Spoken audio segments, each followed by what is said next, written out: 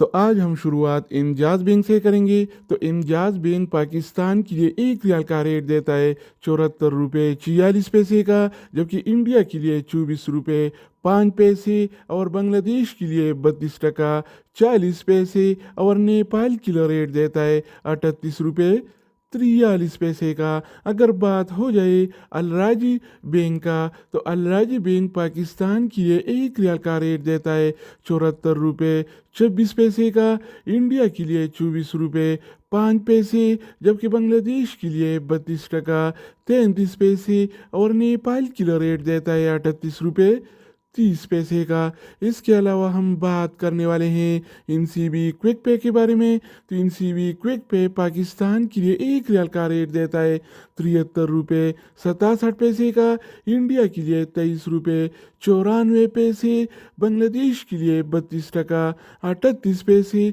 और नेपाल के लिए रेट देता है 38 रुपये 17 पैसे का।